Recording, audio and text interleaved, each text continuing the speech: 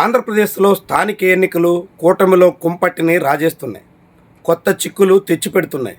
ఇప్పటికే అధినేతలు ఒకరి ముఖం ఒకరు చూసుకోవడానికి కూడా సిద్ధం కావట్లేదు. ఇలాంటి పరిస్థితుల్లో ఇప్పుడు సీట్ల షేరింగ్ వ్యవహారం పెద్ద స్థాయిలో చిచ్చుపెట్టేలా కనిపిస్తుంది. జనసేన పార్టీ డిమాండ్స్ పెద్ద స్థాయిలో కనిపిస్తున్నాయి. తెలుగుదేశం పార్టీ ఆఫర్ చాలా తక్కువ మొత్తంలో ఉంది. దీంతో ఈ రెండు పార్టీల మధ్య వ్యవహారం తెగేనా అన్నది పెద్ద ప్రశ్న. ఇప్పటి వరకు ఉన్నటువంటి పరిస్థితులను బట్టి చూస్తుంటే ఎవరు దిగొచ్చేలా కనిపించట్లేదు.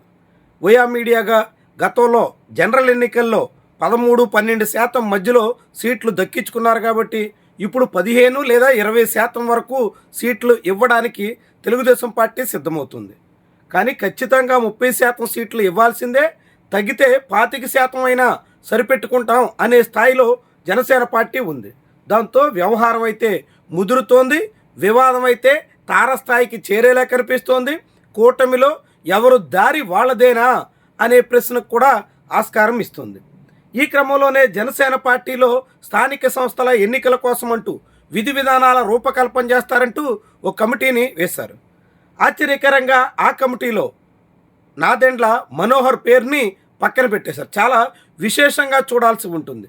మొత్తంగా 14 మందితో కమిటీ రూపొందిస్తే అందులో సగం మంది వరకు కాపులే ఉన్నారు.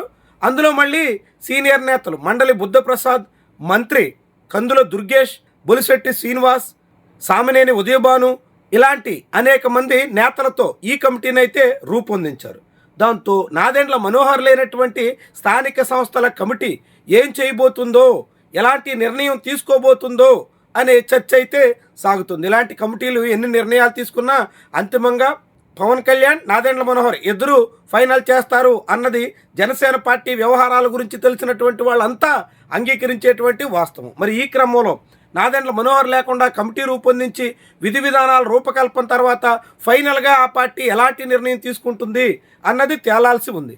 అయితే ప్రస్తుతం జనసేన పార్టీ నుంచి అందుతున్నటువంటి సమాచారం ఆధారంగా రాష్ట్రంలో దాదాపుగా 27 మున్సిపాలిటీలు, 6 మున్సిపల్ కార్పొరేషన్లో పట్టు కోసం జనసేన పార్టీ ప్రయత్నం చేస్తుంది.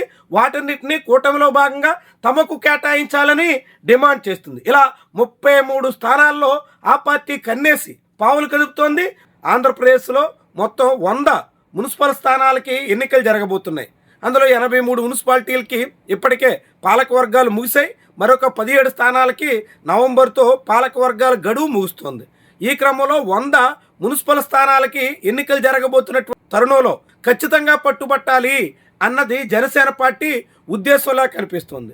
దాంతో 6 మేయర్ పీఠాలని జనసేన పార్టీ ఆశిస్తుండడం తెలుగుదేశం పార్టీకి ఏ కోసానా మింగుడు పట్టలేదు. అయితే 2 కాకుంటే 3, అంతకు మించి ఒక్క సీటు కూడా ఇవ్వడానికి తెలుగుదేశం పార్టీ నాయకత్వం సిద్ధంగా ఉన్నట్టు కనిపించట్లేదు. 6 స్థానాలు జనసేన కోరుతుంటే 1-2 మినహాయించి తెలుగుదేశం పార్టీ ఇవ్వడానికి ససేమీరా అంటున్నటువంటి తరుణంలో ఈ దూరం చాలా ఎక్కువగా కనిపిస్తోంది. దాంతో మరి వ్యవహారం తెగేనా, కాకుంటే కూటమిలో పక్షాల మధ్య, మిత్రపక్షాల మధ్య పోటీ అనివార్యమా, ఇలాంటి ప్రశ్నే ఇప్పుడు వినిపిస్తుంది. జనసేన పార్టీ కూడా తన పార్టీ శ్రేణులకి ఆ తీరున ప్రిపేర్ చేస్తున్నట్టుగా సమాచారం. ప్రధానంగా చివరి వరకు గట్టిగా సీట్ల కోసం పట్టుబట్టే ఉద్దేశంతో జనసేన ఉంది. అలా పట్టుబట్టినప్పటికీ తెలుగుదేశం పార్టీ నాయకత్వం దిగి రాకపోతే ఒప్పందం కుదరని చోట పోటీ చేయాలి, ఇరువురు తలపడాలి అనే దిశలో జనసేన పార్టీ నాయకత్వం తన క్యాడర్ని ప్రిపేర్ చేసే యోచనలో ఉన్నట్టుగా కనిపిస్తుంది. ఇదే జరిగితే ఆసక్తికరమైనటువంటి వ్యవహారంగా మారుతుంది. ఎందుకంటే రాష్ట్రంలో కనీసంగా 6 మేయర్ స్థానాలు, అందులో మళ్ళీ ప్రధానమైనటువంటివి వైజాగ్ జీవీఎంసీ, దాంతోపాటుగా అనంతపురం, అలాగే తిరుపతి ఇలాంటి మేయర్ పీఠాల కోసం జనసేన పార్టీ గట్టిగా పట్టుబడుతున్నటువంటి తరుణంలో ఆయా స్థానాల విషయంలో తెలుగుదేశం పార్టీ ఏ మేరకు వెనక్కి తగ్గుతుంది? వాటితో పాటుగా రాజమండ్రి, గుంటూరు, మచిలీపట్నం, శ్రీకాకుళం ఇలాంటి పేర్లు కూడా వినిపిస్తున్నాయి.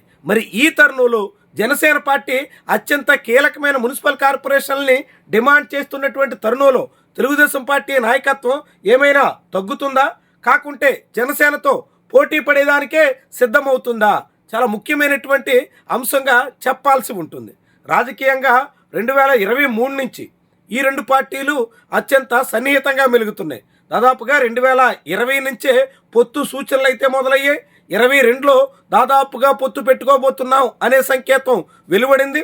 23లో అధికారికంగా పొత్తు ప్రకటన వచ్చింది.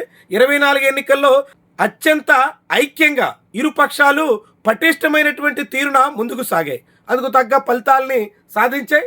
జనసేన పార్టీ అయితే 100% స్ట్రైక్ రేట్ని తనకు బలం ఉన్నా లేకున్నా గెలిచినటువంటి నియోజకవర్గాలు అనేకం కనిపించాయి. మరి ఈ తరుణంలో ఇప్పుడు స్థానిక ఎన్నికల్లో ఎవరి దారి వాళ్ళదే అన్నట్టుగా సాగితే, అవసరమైతే ఫ్రెండ్లీ కంటెస్ట్ అనేటువంటి తీరున కొన్ని చోట్లైనా ఇరువురు పోటీ పడే పరిస్థితి వస్తే అది రెండు పిల్లలు కోతి కథలాగా చివరికి వైఎస్ఆర్సీపీకే మొగ్గు ఏర్పడుతుందా, అది మిత్రపక్షాల మధ్య కలహాలన్నీ తిరిగి మళ్ళీ వైఎస్ఆర్సీపీకి అడ్వాంటేజ్ అయిపోతాయా అనేటువంటి ఆందోళన కూడా కూటమి నేతల్లో ఉంది. అయినప్పటికీ మారినటువంటి పరిస్థితుల్లో రాజకీయంగా ఎవరికి వాళ్లే బలపడాలనేటువంటి దిశలో పావులు కదుపుతున్నటువంటి తీరు చాలా విశేషంగా గమనించాల్సి ఉంటుంది. ఈ తరుణంలో మరి జనసేన పార్టీ కోరుతున్నట్టుగా తెలుగుదేశం పార్టీ నుంచి ఏ కోసానా దక్కే అవకాశం అయితే లేదు.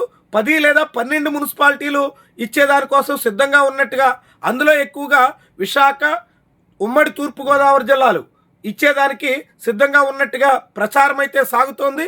ఈ తరుణంలో మరి చివరికి ఏం జరుగుతుంది, ఏ దిశలో సాగుతుంది, ఎవరికి అవకాశం వస్తుంది, ఎవరు ఎలా దిగొస్తారు, దిగి రాకపోతే ఎలాంటి పరిస్థితిని స్థానిక ఎన్నికల్లో ఎదుర్కొంటారు అన్నది కీలకమైనటువంటి విషయంగా కూడా భావిస్తున్నారు. అదే సమయంలో ఇదంతా పవన్ కళ్యాణ్ వ్యూహాత్మకంగానే అనుసరిస్తున్నారు అనే మాట కూడా వినిపిస్తుంది. స్థానిక సంస్థల ఎన్నికల్లో ఒంటరిగా బరిలో దిగడం ద్వారా జనసేన పార్టీ బలం ఇంతే అని తన పార్టీ శ్రేణులకి, ఒంటరిగా వెళ్ళాలని బలపడాలని ఒత్తిడి చేస్తున్నటువంటి వాళ్ళకి అందరికీ ఓ సంకేతం ఇవ్వాలనేటువంటి దిశలో పవన్ కళ్యాణ్ ఉన్నట్టుగా కనిపిస్తోంది. ఒంటరిగా పోటీ చేస్తే జనసేన పార్టీ భారీగా నష్టపోయే దిశలో అయితే పరిస్థితులు ఉంటాయన్నది కాదనలేని వాస్తవం.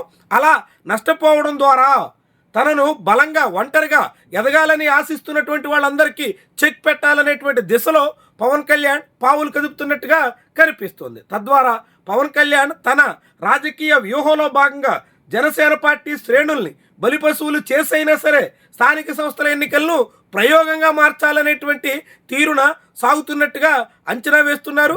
మరి ఇలాంటి ప్రయోగాలు జనసేన పార్టీ చేస్తున్నటువంటి ఈ తీరున నిర్ణయాలు ఎక్కడికి దారి తీస్తాయి, ఎలాంటి రీతిని మారతాయి, ఎంత ఫలితాన్ని ఇస్తాయి చూడాల్సినటువంటి అంశం.